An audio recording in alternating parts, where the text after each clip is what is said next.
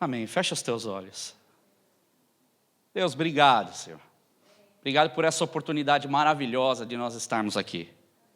Obrigado por ouvirmos a Tua palavra, somos livres para ouvir a Tua palavra. Por tudo que o Senhor tem feito por nós, nós te agradecemos, Senhor. Tu és o nosso Deus, nós somos o seu povo. E que o Senhor fale conosco, no nosso coração, na nossa vida, todos os momentos, Deus. É o que nós te pedimos e te agradecemos. Obrigado, Jesus. Obrigado, Espírito Santo de Deus. Esse Espírito que se movimenta com liberdade no nosso meio. E nós queremos te agradecer por isso, porque em todos os momentos tu tem cuidado de nós. Obrigado, Senhor. Amém, Jesus. Amém? Bem, então, convido você a abrir a sua Bíblia em Atos, no capítulo 1. Nós vamos ler do versículo 1 ao 11.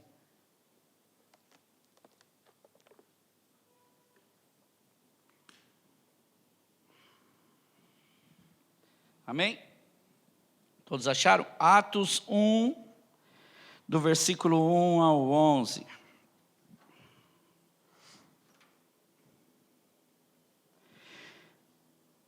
Em meu livro anterior, Teófilo, escrevi a respeito de tudo que Jesus começou a fazer e a ensinar, até o dia em que foi elevado ao céu, depois de ter dado instruções por meio do Espírito Santo aos apóstolos que havia escolhido.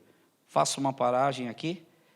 Teófilo, não é? Se nós formos olhar, nós que estamos fazendo o estudo de Lucas, essa carta já está sendo escrita o segundo tratado a Teófilo, ou seja, a segunda carta para Teófilo. A primeira começa em Lucas. Então aqui, não é como no livro anterior, está se referindo ao Evangelho de Lucas, ok? Continuando. Depois do seu sofrimento, Jesus apresentou-se a eles e deu-lhes muitas provas indiscutíveis de que estava vivo. Apareceu-lhes por um período de 40 dias, falando-lhes acerca do reino de Deus. Certa ocasião, quando comia com eles, deu-lhes esta ordem: não saiam de Jerusalém, mas esperem pela promessa de meu Pai, da qual lhes falei. Pois João batizou com água, mas dentro de poucos dias vocês serão batizados com o Espírito Santo. Então, os que estavam reunidos lhe perguntaram: Senhor, é neste tempo que vai restaurar o reino de Israel? E ele lhes respondeu: não compete a vocês saber os tempos ou as datas que o Pai estabeleceu por sua própria autoridade, mas receberão poder quando o Espírito Santo descer sobre vocês, e serão minhas testemunhas em Jerusalém, em toda a Judéia e Samaria, e até aos confins da terra. E está falhando esse microfone. Tendo dito isso, foi elevado às alturas. Quando eles olhavam, uma nuvem o encobriu da vista deles, e eles ficaram com os olhos fixos no céu enquanto ele subia. De repente surgiram diante deles 2 homens, vestidos de branco, que lhes disseram: Galileus, por que vocês estão olhando para o céu? Este mesmo Jesus que dentre vocês foi elevado ao céu, voltará da mesma forma como vocês o viram subir. Amém? Glória a Deus. Não sei se esse microfone for ficar falhando, a gente troca ele. Mas Jesus, ele gostava muito de falar em parábolas, e ele confundia os sábios com as parábolas dele, e os simples, aqueles mais humildes, saía: entendi tudo que Jesus falou. E os discípulos, talvez a gente comentava isso em casa hoje. Pode trocar. Obrigado. Som. E os discípulos, não é, talvez para não dar aquela deixa, não é, na frente de todo mundo, quando todo mundo saía, eles iam para o mestre e perguntavam: mas o que o senhor estava querendo dizer com isso?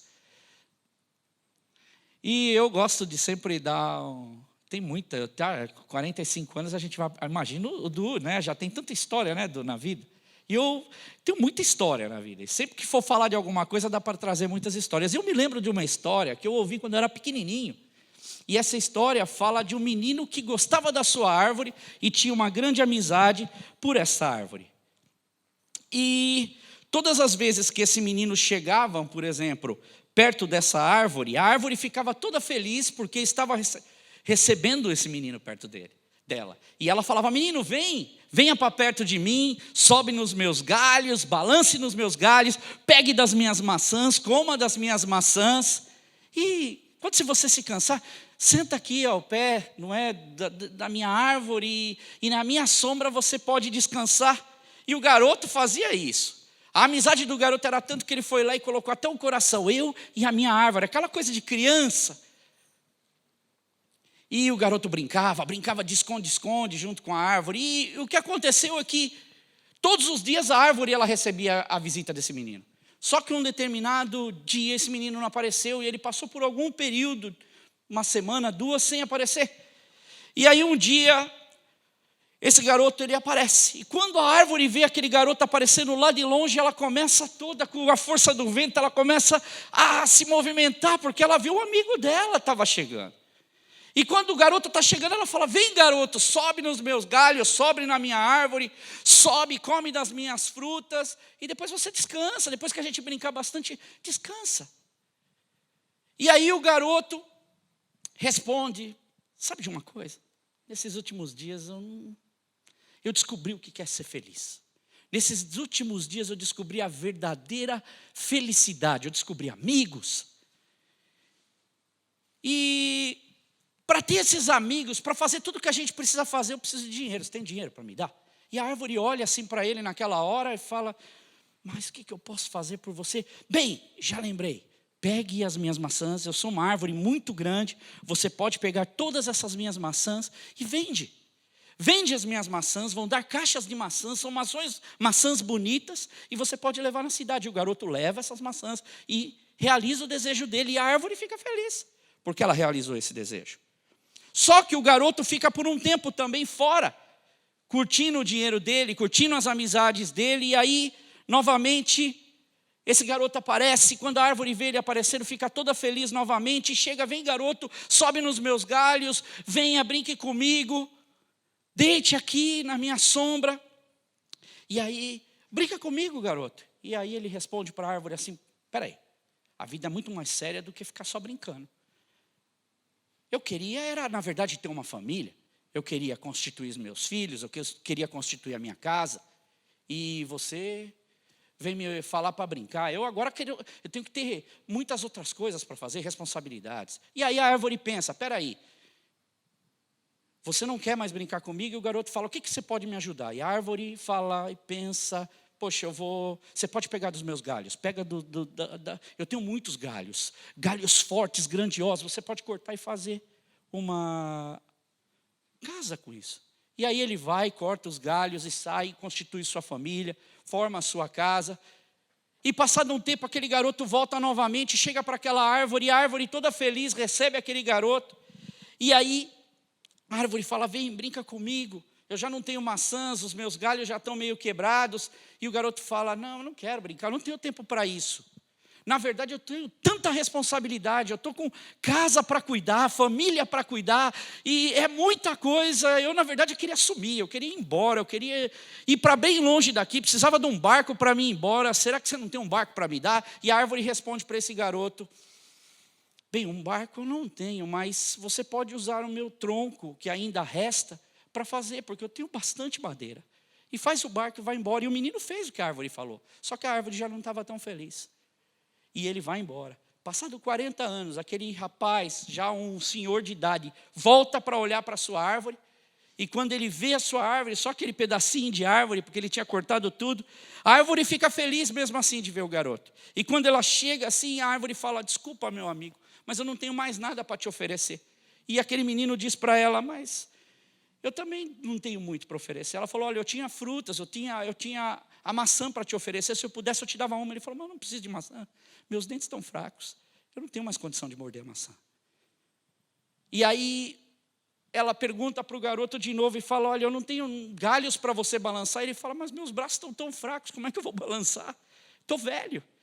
Aí ela fala, poxa, eu queria que você subisse nos meus troncos e ficasse comigo um tempo. E aí ele fala, mas eu não tenho força nem nas minhas pernas, você viu quanto que eu demorei para chegar até aqui. E aí ele fala, sabe na verdade o que eu preciso? Eu preciso descansar, eu preciso de paz, eu preciso relaxar. Eu estou muito cansado, eu andei muito. E aí a árvore no seu último esforço faz aquela inclinação do seu tronco e fala, vem garoto, senta no meu tronco. e descansa. E o garoto assim fez, sentou no tronco da árvore e a árvore estava feliz. Quando eu lembrei disso, eu de certa forma comecei a pensar nesse texto e pensar em tudo que a palavra de Deus e o que Jesus representa para mim. Muitas dessas vezes, não sei se você consegue ver isso, Jesus Cristo é essa árvore que se doa a nós. É um exemplo, é uma historinha, uma ficção. Mas Jesus é essa árvore que se doa para nós de uma forma maravilhosa. E se você olhar, nós somos como esse garoto muitas vezes na nossa vida inteira. Eu já em várias situações, como esse garoto, já escrevi meu coração em Jesus, já declarei o meu amor por Jesus, já fiz tantas coisas em nome de Jesus, mas passei períodos fora. Passei períodos longe, como esse garoto passou muitas dessas vezes. Muitas das vezes nós somos esse garoto que se aproxima da árvore, ou que se aproxima de Jesus e se distancia de Jesus. Nós somos o garoto que procura vantagem em Jesus, e quando Ele nos dá essa vantagem, que já é a salvação, já é a maior vantagem que nós temos, e nós muitas vezes, por muitas coisas da nossa vida, nós nos distanciamos de Jesus, e esse Jesus, Ele prova para nós o amor real que Ele tem em nossa vida. Jesus Cristo, Ele prova o amor e o valor que Ele dá para nós. E o Edu, ele abriu aqui falando sobre a hora da oferta, ele falou sobre Lucas. E Lucas, ele no evangelho inteiro dele, ele trabalha exatamente Jesus como esse salvador de uma forma detalhista, como um médico. E Lucas, ele não só... Você olhando para a história da igreja, Lucas, ele não só apresenta aqui Jesus como nosso Salvador, mas ele continua o seu segundo volume. E há muitas pessoas ainda que acreditam que não foi Lucas que escreveu, e eu estava lendo até um comentário sobre isso. Não há nenhuma pessoa que fala, olha, eu tenho provas contra a inscrição de Lucas, que foi Lucas que escreveu o Evangelho de Lucas e que escreveu Atos. Então, uma das provas que nós temos, e vamos colocar Lucas como autor do Evangelho de Lucas e o autor de Atos. No Evangelho de Lucas, Lucas teve a intenção de dar uma descrição completa da obra e da vida do Salvador em seu nascimento até a sua morte. E ele continua aqui no livro de Atos, que foi isso que nós lemos. Ele prossegue as histórias com as atividades da igreja, dos apóstolos, dessa igreja sendo formada e formando assim uma nova era, uma nova etapa para o cristianismo, para nós como cristãos.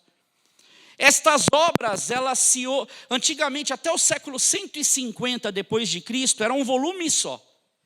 E aí depois, por causa de algumas heresias, isso é dividido.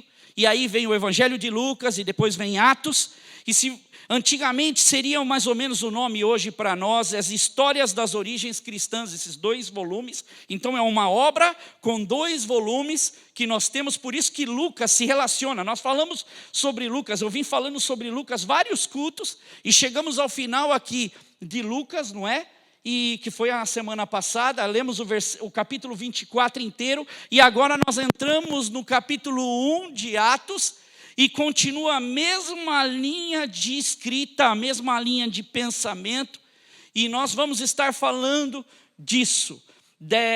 O que Lucas tenta apresentar para nós aqui é um Deus que salva e age em nós, através de nós, e esse Espírito Santo, Jesus Cristo, está trabalhando na nossa vida. O tema central, e é bom até para a gente ir gravando, porque a palavra de Deus é exatamente isso, mostrar dentro da Bíblia aquilo que nos alicerça, aquilo que nos dá base para que nós possamos dar o nosso passo. No Evangelho de Lucas, você sabe qual é o versículo que é chave do Evangelho? Abra sua Bíblia em Lucas 19, 10.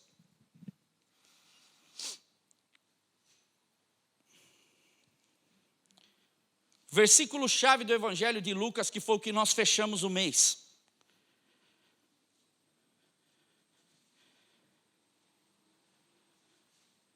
Lucas 19, versículo 10. Porque o Filho do Homem veio buscar e salvar o que se havia Quem se havia perdido? Quem estava perdido? Quem estava perdido? Nós. Tema central do livro de Atos. Atos 1:8.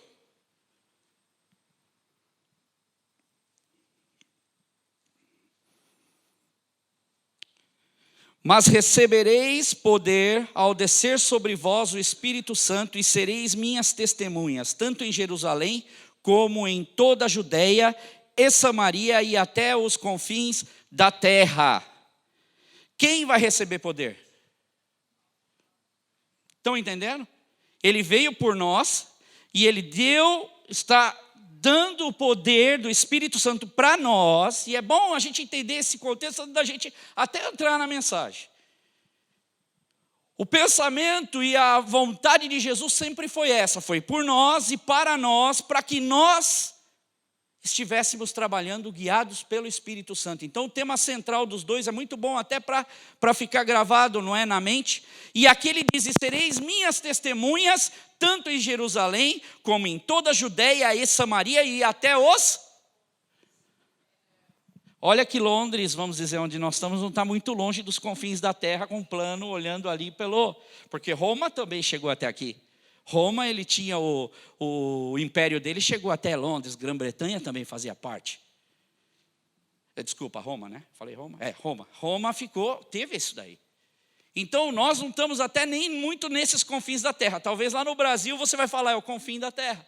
Mas essa mensagem, esse projeto de Deus para a nossa vida, o que Lucas está tentando trazer nesses 2 volumes, que é grandioso, é exatamente nos fazer entender esse contexto, para que nós possamos tomar posse, através do Espírito Santo de Deus, daquilo que Deus tem para nós e daquilo que Ele nos entregou como mais importante. Ele nos resgatou e Ele nos deu um comando. Ele falou, Ele está aqui dizendo para os discípulos, para todo mundo. E a coisa ia se alastrar, o negócio ia para mais longe. E no estudo semanal, o Du está fazendo na casa da Jaque, não é? Está lá com o seu grupo, eu estou fazendo na casa do Lázaro. E está sendo fantástico, eu também não estou muito longe, eu estou mais ou menos entrei no capítulo 2 agora. Terminei o capítulo 1, nós levamos quase 5 semanas para terminar um capítulo. Teve o primeiro que nós levamos um versículo no dia. Foi praticamente uma célula inteira só para falar de um versículo. E eu lembro que nesse dia, quando eu abri esse estudo, que é muito bom, porque várias lições nós tiramos, eu dei um exemplo. O que Lucas, mais ou menos, ele tenta mostrar para a gente é uma história que aconteceu alguns anos atrás de um incêndio, onde o edifício estava estava em chamas, isso saiu na notícia do jornal. Vários grupos de pessoas estavam presas dentro do edifício. Estavam nos andares e elas não conseguiam escapar desses andares. Os andares estavam em chamas e elas ficavam mais perto da janela, elas não conseguiam ver nada o que acontecia. E aí elas não conseguiam ver uma saída. E aí no momento elas começaram a ouvir uma voz de alguém gritando: vem por aqui, vem por esse lado. Elas iam tateando as coisas e iam saindo. E aquela voz falava: isso, desce aí, desce por essa saída, vem por aqui. Elas iam sendo guiadas por essa voz que chamava no meio daquele incêndio. Várias pessoas foram salvas, várias pessoas iam descendo por aquela escada e chegavam na rua, saíam para o lado de fora. E passou então esse incêndio, foi feito as investigações, eles descobriram qual foi a causa do incêndio, mas ficava na mente de todo mundo, quem que era essa voz que tirou a gente do meio desse incêndio, que nós não vimos o rosto, porque não dava nem para abrir o olho, de tanta fumaça. E aí foram feitos, não é, a mídia, todo mundo lá investigando, e mais tarde foi descoberto que a misteriosa voz que chamava eles era de um bombeiro voluntário que ficava trabalhando exatamente naquele prédio, naquele dia. E quando ele viu o fogo, ele ia de andar em andar, ele chamava as pessoas, só que ele não descia para levar as pessoas até lá embaixo. Ele chamava, indicava a saída, as pessoas desciam e elas iam sendo salvas. Só que numa dessas voltas, aquele homem acabou perdendo a vida dele, um jovem perdeu a vida dele também lá no incêndio. Jesus Cristo, através da vida de Lucas, através da vida destes homens de Deus, é exatamente igual. Ele chama uma geração, ele chama o mundo hoje está desesperado, por uma mensagem viva, por uma mensagem nova. O mundo não sabe para onde correr. E essa voz, esse evangelho de Lucas, Atos, a Bíblia, a palavra de Deus, é essa mensagem, essa voz que ecoa no meio desse fogo, no meio dessa falta de visão. Pessoas que estão pedindo ajuda. Quando nós olhamos então para a palavra de Deus, quando nós olhamos para esse versículo e vemos a grandiosidade da mensagem e o contexto de tudo isso, como ele queria apresentar essa mensagem, se torna diferente. Eu consigo olhar para a Bíblia a cada dia que passa de uma forma diferente. Eu consigo me aprofundar mais na palavra de Deus de uma forma diferente. Como eu li ontem, eu já não leio da mesma forma hoje, porque o Espírito Santo trabalha. E eu queria que o Tiago, você pode me ajudar a colocar uma cadeira aqui? Vou pôr minha Bíblia aqui. Não sei se eu vou conseguir. Se vai ficar de pé, não é? Me ajuda aqui, ó. Só para você visualizar. Põe esse aqui para mim, vê se você consegue pendurar aí, se vai ficar bom. Não sei se vai dar certo, até pôr de lado aqui. Isso. Não sei se vai... Fica bem. Tá bom. O que você consegue ler aí? Obrigado, mano. O que você consegue ler aí? Deus Pai, Deus Filho e Deus Espírito Santo. Deus. Concordamos com isso? Deus. 3 pessoas distintas. Deus. Deus Pai se preocupou conosco. E não foi fácil para Deus Pai falar, vai meu filho, vai lá se entregar por esse povo. Não foi fácil para Deus abdicar do seu filho. Não é fácil para nenhum pai, porque ele sabia que o filho viria e iria passar tudo sem a proteção dele. Ele iria ter que sofrer na pele, ele iria ter que passar tudo aquilo. E ele fala, olha, e João 3,16 fala isso, né? Porque Deus amou o quê? O mundo do quê? De tal maneira. A quem ele amou? Presta atenção na mensagem. A quem que ele amou? Nós. Ele não amou mais ninguém, nós. Ao ponto de dar quem? O único filho. Por quem? Nós. Tem maior amor do que esse? Agora, eu falo de Deus, o Pai. Agora, eu também posso falar do Filho, que falou, deixa que eu vou. Mas você vai sofrer. Vão cuspir na sua cara. Vão te chicotear. O peso do pecado de todos eles vai estar sobre você. O seu pecado, o meu pecado. Quando eu olho para a história e eu quero ler Atos, ou eu quero ler Lucas, e eu quero ler a palavra de Deus, eu tenho que voltar lá atrás e começar a olhar a minha história, e olhar a história de todos esses que fazem parte do reino de Deus, e começar a ver o que Deus fez, porque a mensagem começa a se tornar diferente, eu começo a ver uma coisa diferente aqui. Eu não simplesmente leio, é muito bonito eu ir lá pegar Silas, Pedro, Paulo, todos esses passaram por prisão e Deus liberou todo mundo. É muito bonito, Deus vai liberar você também. Mas nos entendamos na mensagem. Deus Pai, o Filho, ele se entrega por um amor maravilhoso e por mim e por você. E aí, o Espírito Santo. Espírito Santo está entre nós, é Deus. E a Bíblia diz que ele geme com gemidos inexprimíveis. Sabe quando você está chorando? Sabe quando você está precisando? Ele está lá. É esse Deus que ele está na nossa vida, é esse Deus que faz parte da nossa história. Enquanto o Evangelho, e o Evangelho de Lucas, ele expõe esse Deus, não é? Que deu a sua própria vida por nós. Ele definiu e falou, eu vou salvar essa humanidade, eu vou pagar esse preço.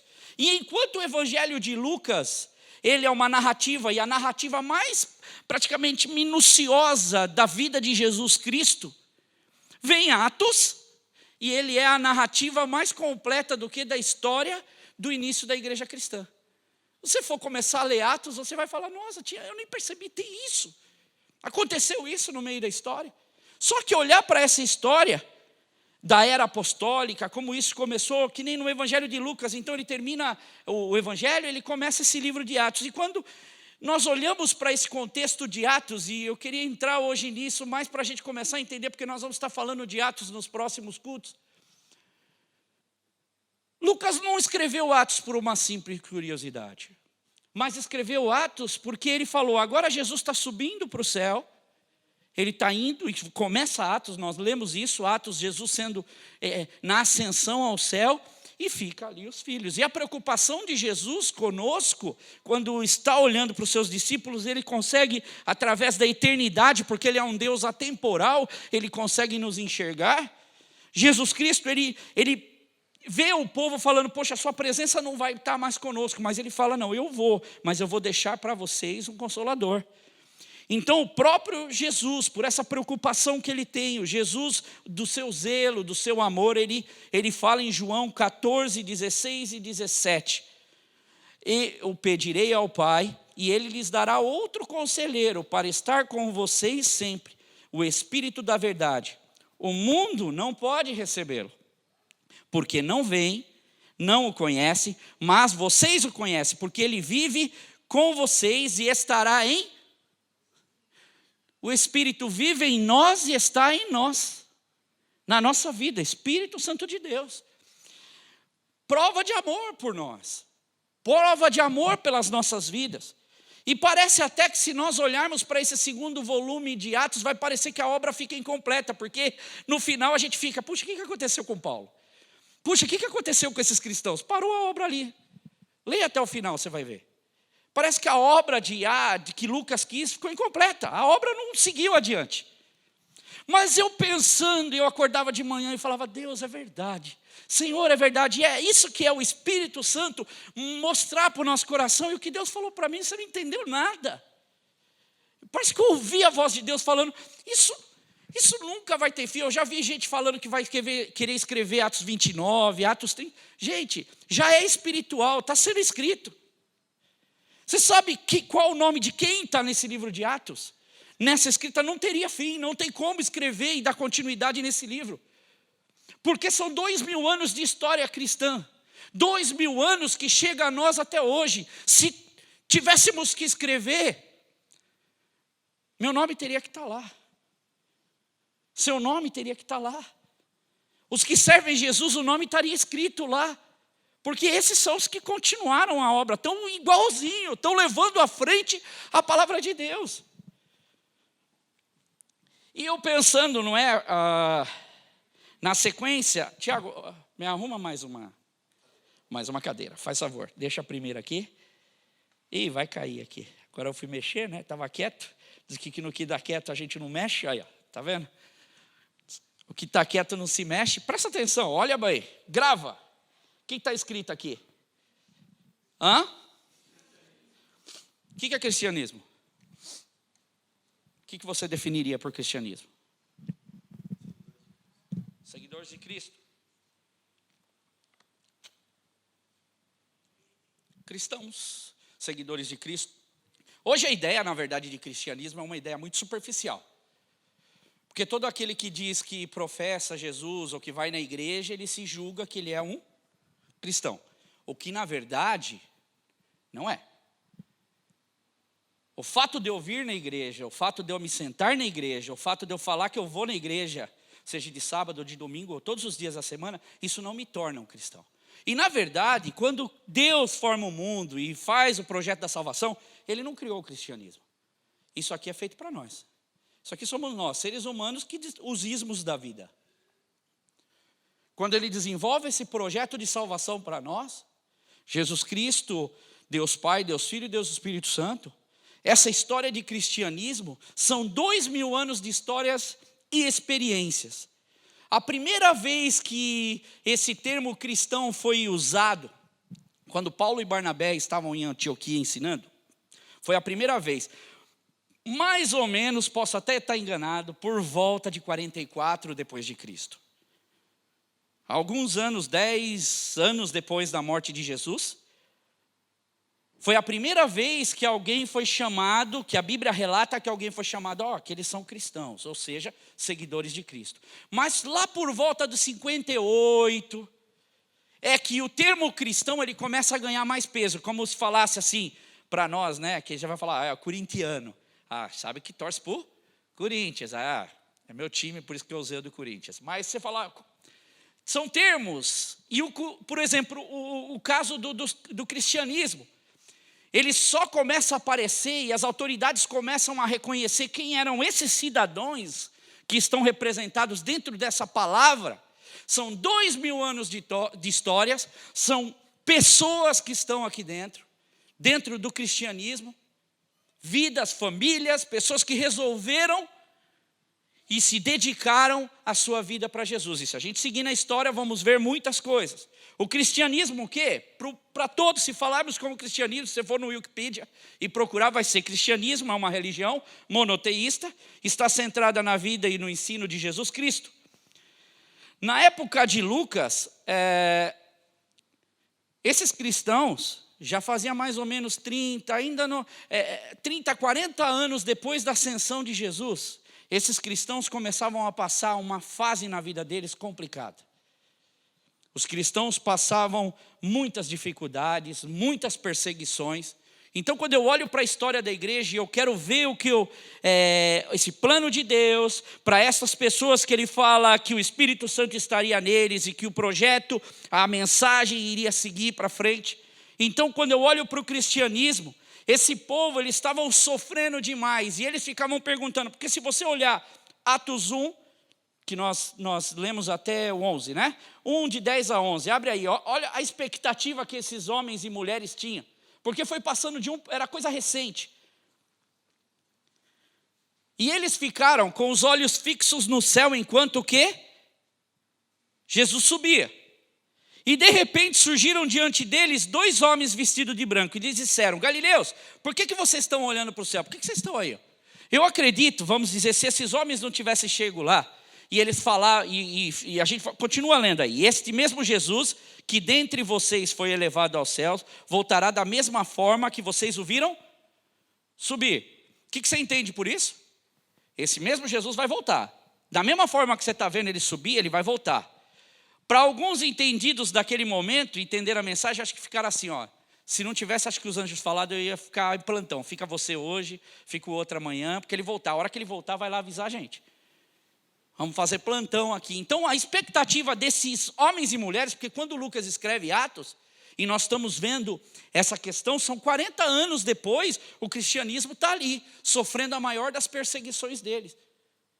40 anos depois, 30 anos depois, esses homens sofrendo, e essa expectativa, Jesus vai voltar e Jesus não vem. E se você olhar um versículo um pouco antes, ele fala, quando é que o Senhor vai vir para nos restaurar Israel? A expectativa que eles tivessem é que o rei iria restaurar, só que Jesus não aparece. Ele fala que vai deixar um consolador, um Espírito Santo, que muitas pessoas ficaram desapercebidas do que aconteceu. Do ponto de vista da nossa fé, o cristianismo é muito mais do que uma instituição. O cristianismo é muito mais do que um movimento qualquer.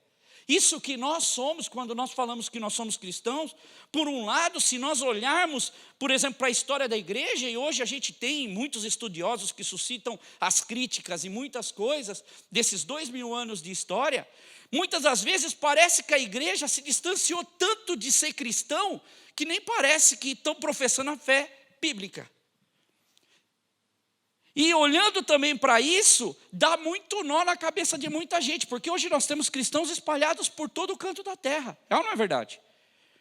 No país mais difícil do evangelho ser pregado, por exemplo, que é na Coreia do Norte, que é o país número 1 da onde tem perseguição, lá existem cristãos que professam o nome de Jesus. E dá muito nó, porque nesses 2000 anos de história, muita coisa foi acontecendo.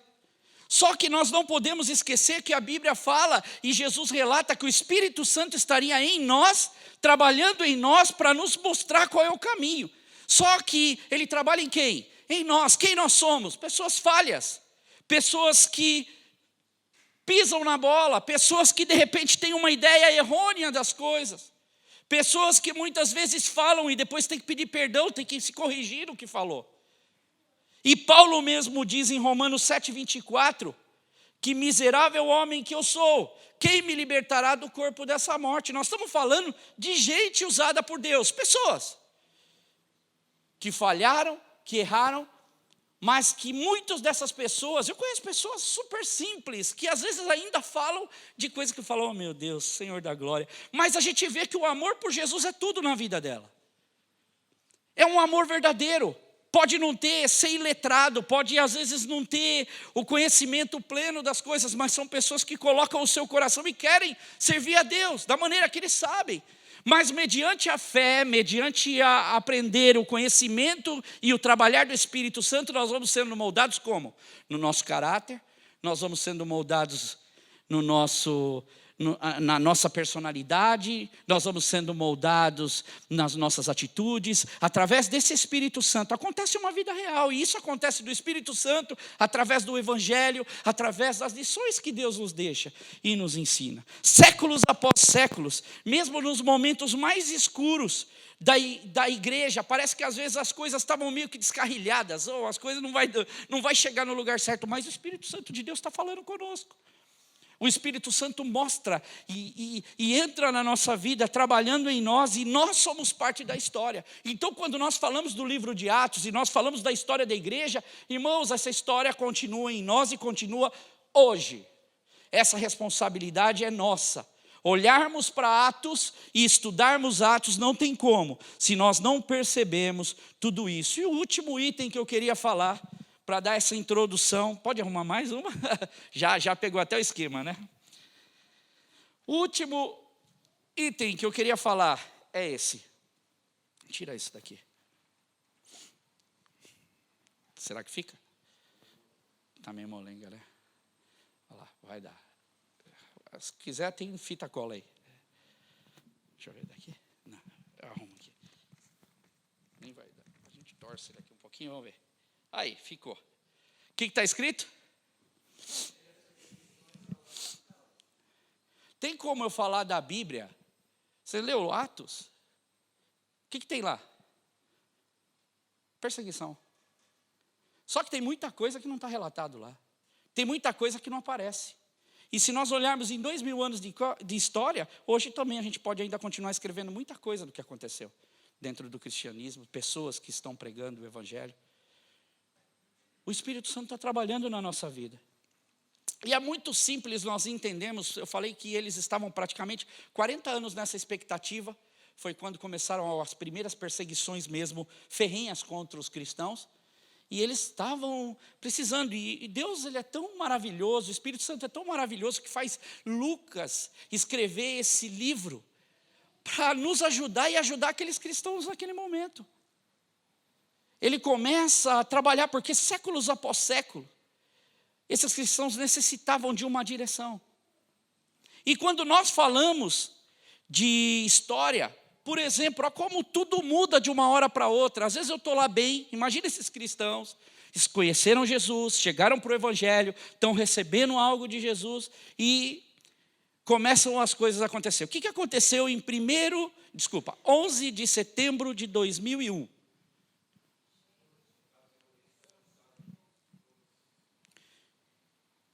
A vida foi a mesma depois daquele dia? Não. Muita coisa mudou. Já para começar, comunicação. Comunicação já não foi mais a mesma.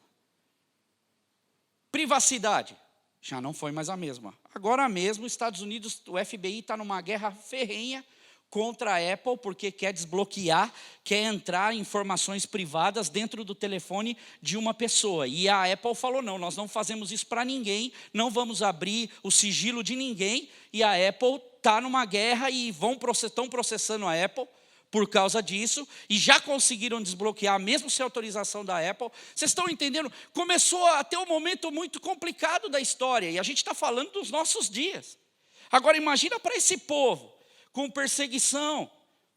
A gente não faz a ideia do sofrimento. Só que eu quero entrar em Atos, eu quero aprender a Bíblia e entender o sofrimento desse povo, eu preciso começar a colocar o meu coração nessa história. Por exemplo, em 2011, a partir 2001, em setembro de 2001, os cockpits, ou seja, onde o piloto fica nos aviões, já não podiam ninguém entrar. Aí eles fecharam, só entra os pilotos e a aeromoça, ela fica na porta, reparou? Quando abrem a porta, o piloto, por exemplo, quer ir no toilet, ela fica na porta.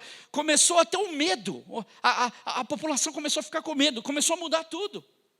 E esse povo fica ali com medo, reservado, e agora recentemente teve um dos pilotos que pegou um avião e precipitou o avião e ninguém conseguia entrar, porque ele agora ninguém acessava o cockpit. Desde esses dias, começamos a ver insegurança, muita segurança, começamos a ver privacidade, começamos a ter medo, começamos a ter direitos, só que esses direitos, eu comentava com a minha mãe, muitas vezes são mais os deveres que a gente tem por causa dos nossos direitos. Nós estamos vivendo num mundo complicado, e esses cristãos, a história deles também não era diferente. Quando eu olho para essa história, eu começava a ler sobre isso, estudar sobre isso, eu falei, Senhor, eu quero aprender mais, eu quero, Senhor, realmente que o Teu Espírito Santo ministra no meu coração e fala. E eu vou encerrar essa mensagem só dando um pano de fundo. Primeiro, um dos primeiros imperadores que ofereceu uma perseguição forte sobre esse grupo, ou seja, as primeiras perseguições, foi Nero. Antes de Nero tinha tido Augusto, Tibério, Calígula, Cláudio. Alguns ficaram vários anos no poder, outros ficaram poucos anos no poder. Em 10 anos de governo do imperador Nero, ele era o imperador, e vocês sabem que o imperador era considerado como um deus. Em 10 anos, o ibope dele foi lá para baixo. Ele começou bem, com o ibope lá em cima, e de repente o ibope dele começou a cair porque ele era meio louco. O pessoal falava que eles faziam coisa que não dava para acreditar, ao tipo de, às vezes, mandar um dos seus homens para um lugar bem longe, ia lá e tomava a esposa dele. As pessoas que iam contra a sua vontade morriam misteriosamente, ou ele chegava e pedia para que elas se suicidassem. Tanto era um governador ruim. Em 10 anos ele começou a fazer coisas assim, que o ibope dele foi lá embaixo. Está pior que o ibope da Dilma hoje, né? No Brasil o ibope da Dilma está péssimo, né? Daqui uns dias já não tem mais ninguém apoiando, nem aqueles que apoiavam ela. O ibope dele estava terrível. E houve um incêndio em Roma. Até então os cristãos ainda viviam na vidinha deles. 2 bairros ali eram ocupados, eram 14 bairros em Roma. 2 bairros eram ocupados por judeu e por cristão. O resto era tudo pessoas da região. E um incêndio aconteceu. Nero não estava nessa região na época que aconteceu o incêndio. Ele foi chamado às pressas. O incêndio durou 6 dias, 7 noites, e acabou praticamente com Roma inteira. Quando o incêndio durava todo esse tempo, conseguiram exterminar o incêndio por um tempo, e de repente o incêndio volta de novo, dura mais 3 dias. E aí o povo fala, esse imperador é louco, esse imperador não está batendo bem da cabeça. E aí Nero vê-se ameaçado por isso, ele fala, nos bairros que não queimaram, foram só 4 bairros que não queimaram. 2 bairros, um era judeu e cristão, que estava lá. Quem que vocês acham que a corda ia estourar? Não era nem do judeu, estouraram a corda no dos cristãos. E aí ele empreendeu uma perseguição ferrenha sobre esses cristãos. Esses cristãos que viam essa mensagem de quando nós lemos que Jesus entrou em ascensão, subia, e ele fala, fica ali onde vocês vão receber poder do Espírito Santo de Deus e vão espalhar essa mensagem, e essa mensagem vai chegar até os confins da terra. E esses cristãos agora estavam envoltos a uma terrível perseguição. Passavam por momentos terríveis na vida dele. E aqui, o povo pedia para Nero, Nero, dá então aí uma solução. Foi você que tacou fogo? Porque eles achavam que Nero podia querer construir uma nova cidade e falar, foi minha obra, porque eles tinham muito esse poder, essa grandeza. E no final, então, Nero ele joga a culpa na onde? Nos cristãos. E tem um historiador que chama Tácito, ele faz um escrito nos anais que eles tinham em Roma. E eu vou ler e encerrar com essa leitura daquilo que eles pensavam, por exemplo, dos cristãos.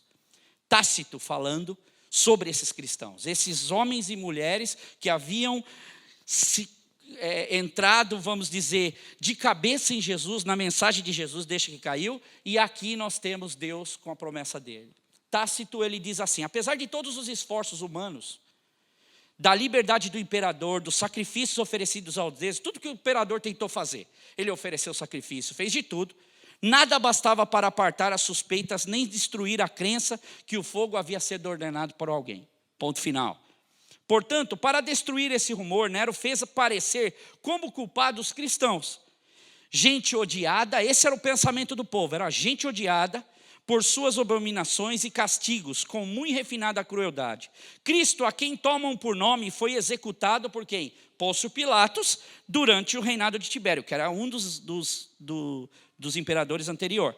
Detida por um instante, essa superstição daninha, que era isso que eles consideravam cristianismo, apareceu de novo, não somente na Judéia, onde estava a raiz do mal, mas também em Roma. Esse lugar onde se narra e encontravam seguidores dessas coisas atrozes, que eram o caso do cristianismo. Eles consideravam os cristãos como abominação.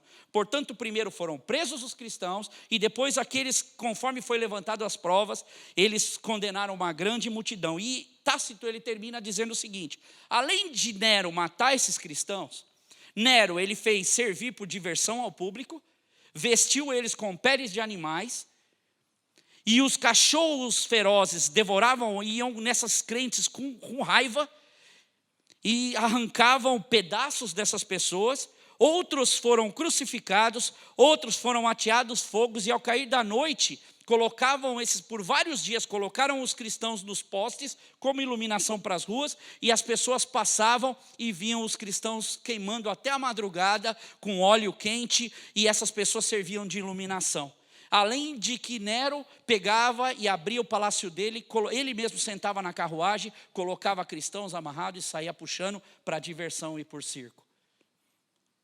Quando nós olhamos para essa história de cristianismo, quando nós olhamos para a palavra de Deus, tanto no primeiro século quanto no segundo século, o terror, a perseguição, o que me traz à memória, o que me faz pensar nisso quando eu olho para a palavra de Deus, gente, a gente está privilegiado em tudo que a gente tem. Nós somos privilegiados. Nós estamos continuando escrevendo o nosso nome nos anais do trabalho para a obra do Senhor. Você ocupa seu lugar no seu banco, você ocupa seu lugar no banco da igreja, mas isso não nos torna mais especiais e não nos torna trabalhadores para essa obra. Trabalhar para o Senhor, colocar o nosso coração no Senhor é muito mais do que isso, porque houve um plano onde esse Deus maravilhoso fez por nós.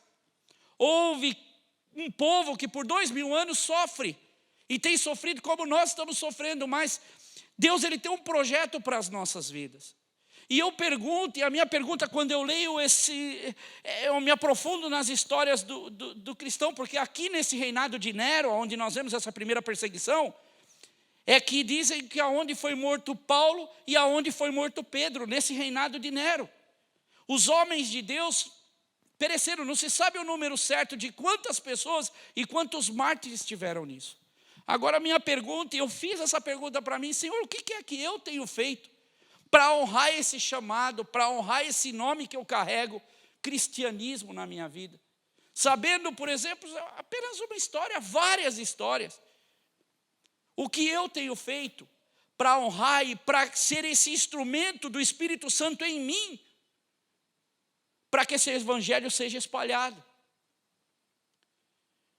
Qual é a nota que eu daria, ou que conclusão eu chegaria de mim mesmo? Seria muito bonito, ou seria muito fácil eu até chegar e falar só da palavra que Jesus nos ama. Mas a grande realidade, ele nos ama, mas nós precisamos ser como esse garotinho da árvore e sermos mais gratos, temos mais essa gratidão a Deus. Aproveitarmos dessa oportunidade grandiosa que Jesus nos deu e esse Espírito Santo maravilhoso que trabalha nas nossas vidas. Há muita obra para fazer, há muitas coisas para fazer. E que nós possamos ter essa consciência, que essa pergunta ela não somente fique na nossa boca ou na nossa mente, mas ela arda no nosso coração. Quando eu começo a penetrar nessas histórias, eu começo a falar: Deus, realmente eu preciso, Senhor, tomar um posicionamento da minha vida. Preciso ser mais eficaz, eu preciso levar mais a sério o teu chamado. Fica de pé.